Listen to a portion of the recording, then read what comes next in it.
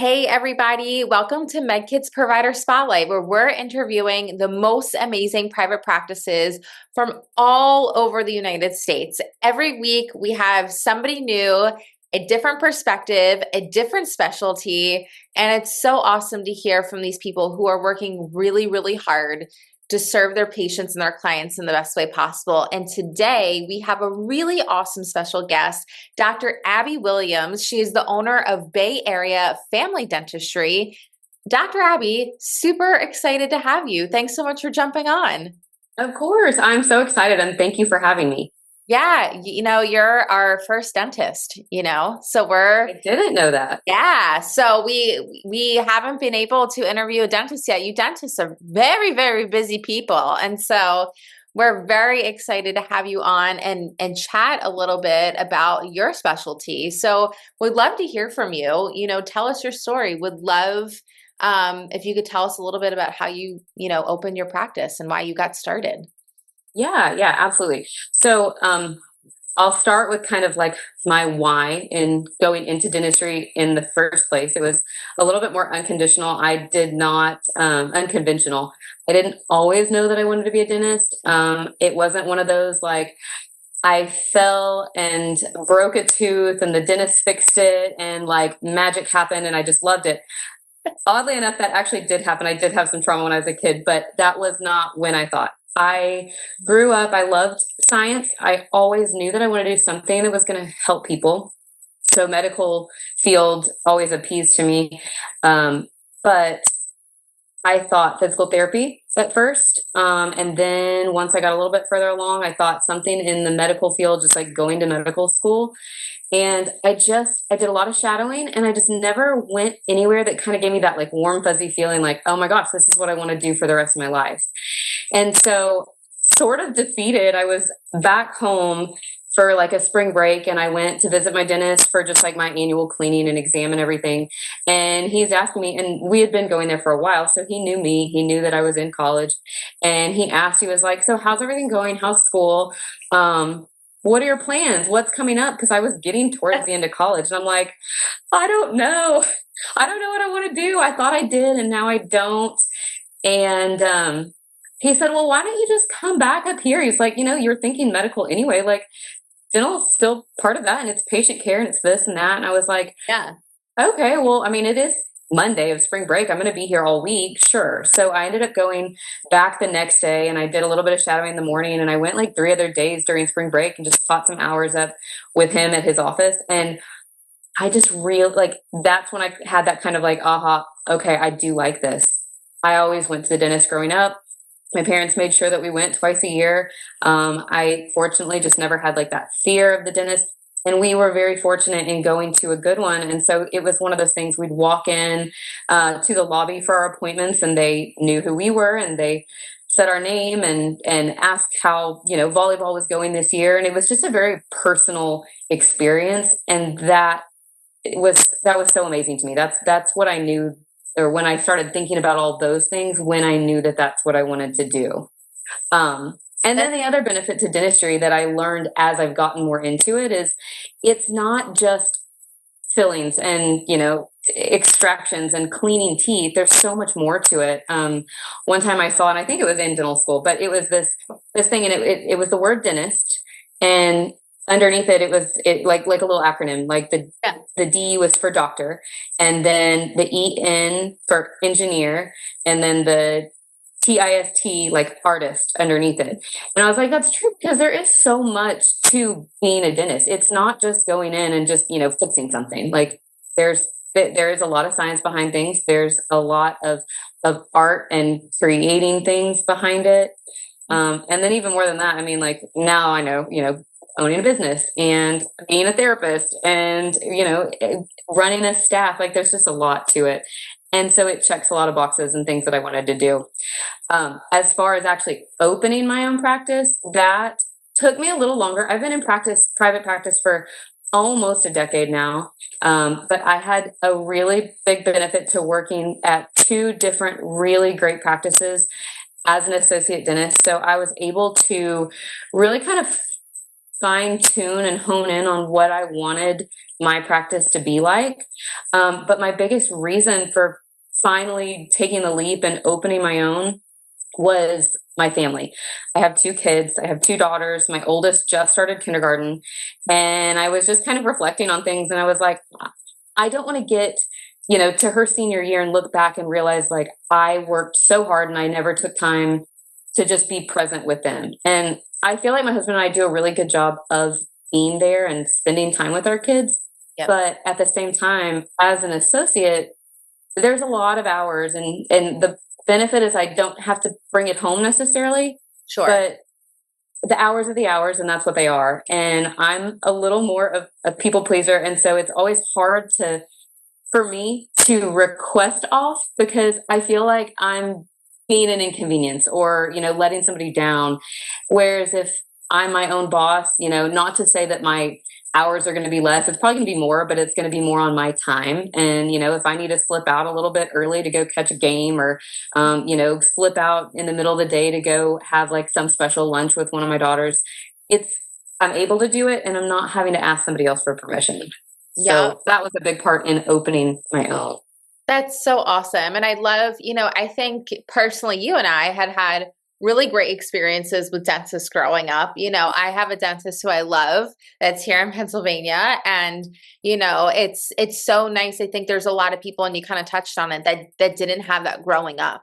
And you are giving people the experience that you wish that they had, the experience that you got that had, whether you knew it or not at the time, had definitely led you to opening up this great practice and doing it in such a way where, yes, like, their names at a minimum, right? And you know Yes. what they're into, what makes them tick if they're in school, if they're involved in sports, or, what their occupation is. And so many people have this fear of going to the dentist, but it should be such a safe place, such a nice place to go, and a place where you are not afraid. And so I love that you have created that, within your practice and, and how you treat patients. Cause I think so many people just, they don't know what to expect, or they don't know what a dentist is like, and they're afraid. There is such a, I was like you, I was never afraid, but I think there is a big portion of people that are like, who is the dentist? I don't know. I'm scared of them. And you're like, I'm normal. Like I'm going to help you, like Yes. it's important, Yes. So that's really, really awesome. What would you say? And you kind of touched on it a little bit, but what do you think are the common areas that you treat or find people are actually struggling with? Yeah. So, I mean, this was like the perfect segue because literally dental anxiety and fear I deal with that daily and honestly, like sometimes hourly. Like you don't really think about that, but it's like I may see a patient at 9 a.m. and they come in and they're stressed and their blood pressure's high and they have white coat syndrome and they, are not excited to be there. Then my very next patient at 10 a.m. is going through the same thing. And they're like, I hate being here. It's not you, but I hate going to the dentist. And I don't take it personally. I totally understand. Like we said, you and I both, like I can't really empathize with that kind of fear or anxiety or stress level going to the dentist, but I totally understand that it's there. I see it all the time. And I just hate that people have to feel that terrible and work themselves up. I mean, I can't count the number of times that people are like, I didn't get any sleep last night because I was worried about this appointment. I'm like, oh my gosh, I'm just doing a filling. It's going to be okay. I do this multiple times every single day. I've done thousands of these, hundreds of thousands of these things. It's really going to be okay. But you can't make somebody not feel that. And I think that that's just been a big problem in our society is people instilling, whether it's someone's parents or their grandparents or something on TV or in a song. Like people always laugh about that Blake Shelton song that's like, getting the injection of Novocaine and being numb. And it's just there's just, bad juju associated with going to the dentist. And I do hate that. And that's probably, again, that's like the biggest struggle that I deal with what I see patients having. And one of the biggest things that I'd like to flip the switch and help people not feel that. 100%. Yeah. I mean, like we said, nothing that we had grown up with, but you could definitely empathize with folks about, how they feel. And I love that you're there with them every step of the way explaining. I think that's another piece, is that maybe people in the past have not explained things to them about their procedure. Yes. And, and it's so great that you're there with them every step of the way. Mm, To help them, maybe get over that fear. Or I'm sure a lot of the people sitting in your chairs that say afterwards, that wasn't so bad. yes. Yes. I have, those are the best times. Like we wrap up and they're like, oh, wait, that's it? We're done? Yeah, we're done. You did so good. And they're like, oh, I got myself all worked up for nothing. And that is the best. That's one thing that I do try to make sure happens with all the appointments. And I do get a lot of pride whenever they do, when I hear things like that, especially when they start off like blood pressure is like through the roof. We have to sit there and we kind of help each other calm down a little bit and get ready for everything. And it's just it's so rewarding when somebody can sit there that was so uncomfortable and so stressed and then wrap up and be like, okay, that wasn't so bad, thank you. Yep. Is there something that you could tell us that you think are important to know, whether it's about cleanings or fillings that you do, like some of the typical things that people might come to see you and do with you? Is there anything important to note about any of those type of services? In terms of cleaning, how often, or fillings, like what isn't, how do you go about that? Um, any information I think would be helpful. Yeah, absolutely. So I mean, most commonly you're going to want to see your dentist twice a year. um, for the average patient, 2 cleanings a year is plenty. Now, somebody that maybe has a family history of periodontal disease, or they haven't been to a dentist in a really long time, it can be more important to see a dentist more frequently, not necessarily for exam or x-rays or anything, but just to do that cleaning. um, a lot of people know what like tartar or calculus is, but they don't really understand the effects that it has just by sitting on our teeth. One of the biggest things is that if you've got a lot of tartar that's sitting on your teeth, it's the body's natural response is to back away from it. Like, okay, that's an irritant. I don't want to sit there by it.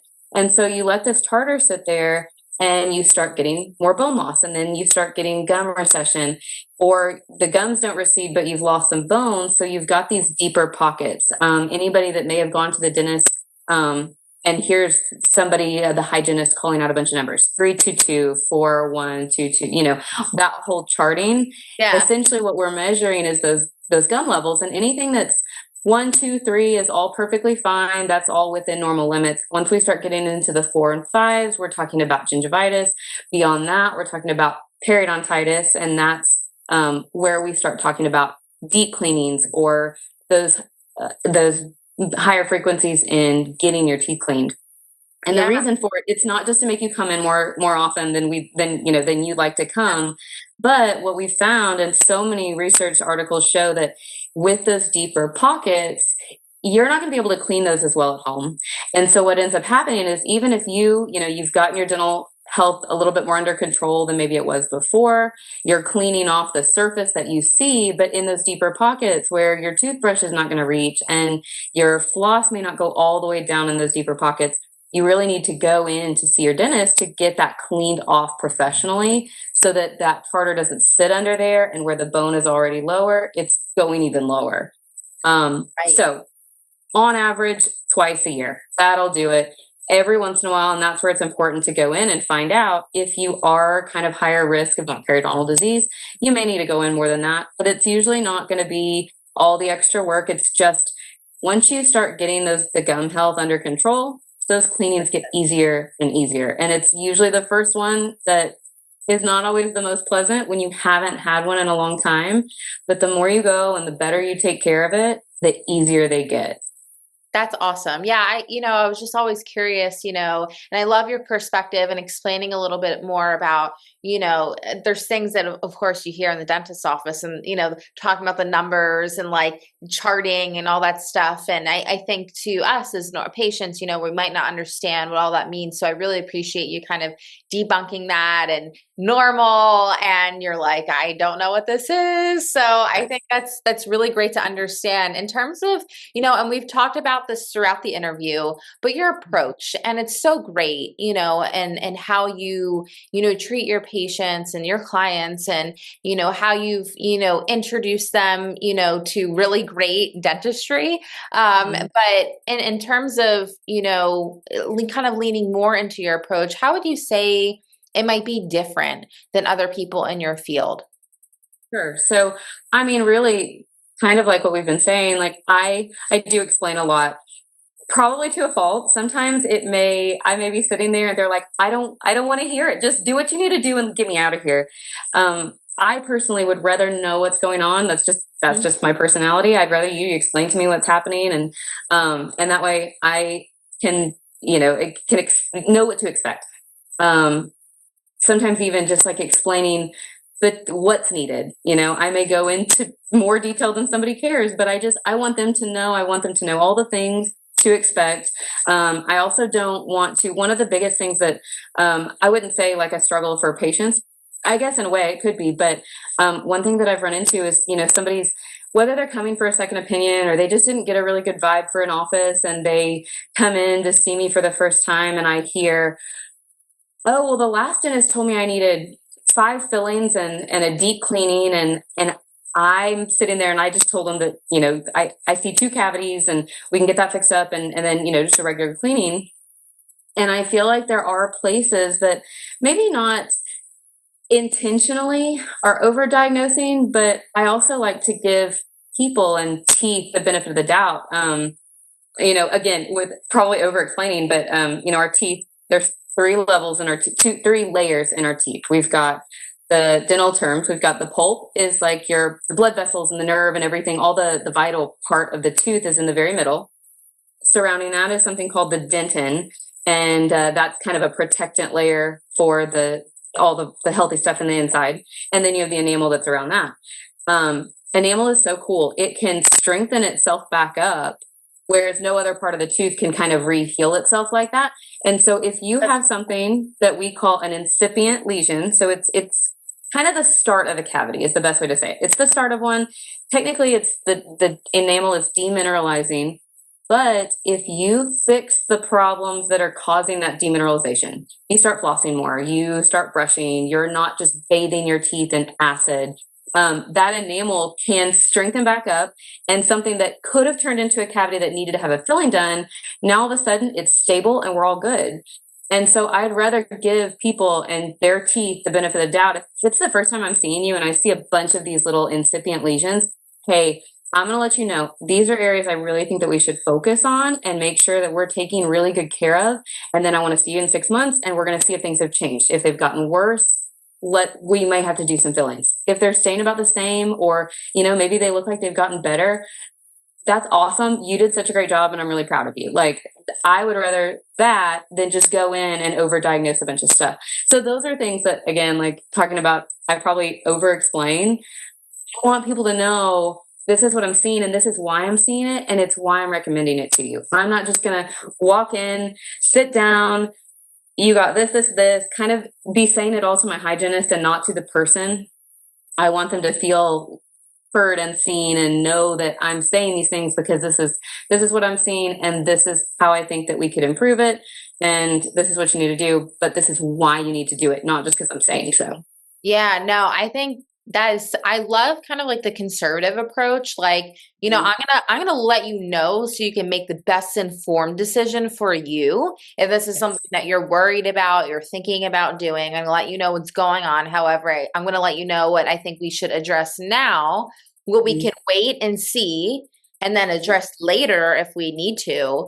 I Right. think that's really important for people to be able to make those decisions for themselves. It's like, it's kind of the same thing going into a car mechanic and you're getting your inspection and you heard from a place that you need Mhm. all this stuff. And then you bring it to another mechanic and you're like, well, this is what you need to pass inspection. This is what I see is kind of like, you're probably gonna need to replace this in 3 months time. So you can do it now. You should come back in and do it later. You don't, Right. and so I love that optionality of like, this is what's really important right now. We need to address this, but I love the giving the benefit of the doubt to your teeth and what you're able to do for yourself.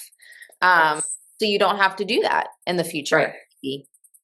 I love that. Yeah. Super, super, super cool. And I think that kind of leads me into my next question. You know, there are a lot of misconceptions, which I feel like you have done such an amazing job debunking like this entire interview. This is, there's a lot of misconceptions in dentistry. I feel like, people are scared, people, not knowing what to expect. But is there anything else that you might say or add? That are something that you can debunk today that is just another misconception of what you might see a lot, what you might hear from patients a lot. What do you think some of those are for you? Yeah. One, I'd probably lean in towards is insurance. Dental insurance is always something that I get so many questions about, and misconceptions about that people, they, and rightfully so, expect, because you hear the word insurance and you think about medical insurance, and if dental insurance is part of your oral health, so you relate it to medical insurance, um, and you expect for them to be the same, and they're so opposite.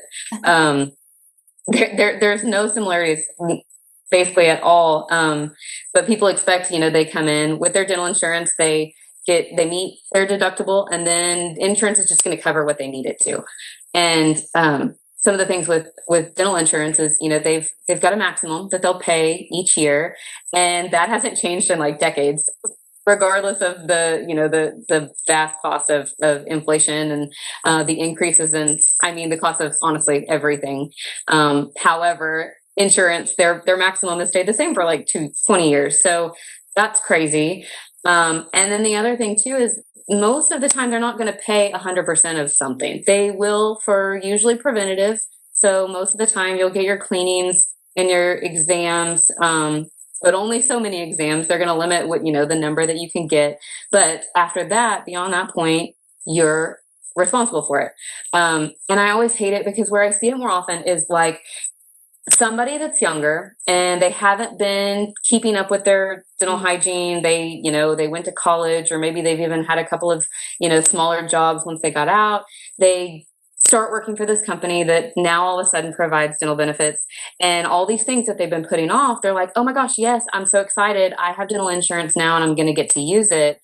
And they've been putting things off. So like maybe they need more fillings than, they would have had they gotten them done sooner, or they started seeing the dentist sooner. And all of a sudden they're expecting for their dental insurance to be this big, huge benefit. And they reach their maximum, and then they're out of benefits for the year, and they have to wait a whole other year. And the thing with dental procedures is the cheapest, easiest time to do it is now. So if you have something that does need to be done, if you postpone it, it's only going to get bigger. It's only going to spread. Filling turns into a root canal, turns into, it needs a crown. And that's where I feel like it's so disheartening to see these people that, like I said, maybe they couldn't afford it. They were waiting till their insurance kicked in, thinking that their insurance is going to be this amazing thing. And it's not. It's, whenever I talk about dental insurance, it's more of, it's a coupon, and it's not a very good one. Mm-hmm. And that's, don't get me wrong, that's not to say that there's not a benefit to dental insurance. There is, especially for people that, the company pays their premiums and things like that. But if I have somebody that's just coming in and saying, hey, I work for myself, or my job doesn't provide me dental benefits, what's the best insurance that I can get? I'd probably tell you it's better just to not look into getting a personal dental insurance, but to just, set aside X amount of funds each year, and that you're going to be using that towards your dental. Super smart. I mean, not at all where I thought the question was going to go, but I love that you said it, because like this is the whole point of Provider Spotlight. Like we get different perspectives. People say all different things that just wow me all the time. Every time I sit down for an interview, someone says something magical, and I think this is one of the cornerstones is about insurance. And I feel like no one really talks about that. And I love what you said is like, it's a coupon. It's not like it doesn't work the same as, our regular health insurance. And so I think a lot of people, and there is, I think, a lot of confusion about that. I think there's a lot of confusion about what it covers, what it doesn't. And so I'm really glad you as, the owner of a dental practice is able to tell us, and depending on what kind of circumstance you're in, it may or may not benefit you. Yeah, absolutely. Really, really awesome. And extremely fascinating. And kind of to round out everything today, is there, and you've given us such amazing tidbits on things that we could be doing. Something that you said just now was, the best time to get dental work is now. It's only going to get more expensive from here on out. But is there any kind of homework that you would typically give a client, or anything that we can do aside from that today? What we can do to better our health, our dental health? Yeah, I mean, so essentially things that we said, prevention is key. Now is the best time. Yep. With that, brushing and flossing as recommended, seeing your dentist the recommended amount of times. And like we had already touched on, for some people that may be twice a year, for others that may be 4 times a year. And it's just, it's that varies. And so knowing how often you should be going, you're only going to know that by seeing your dentist.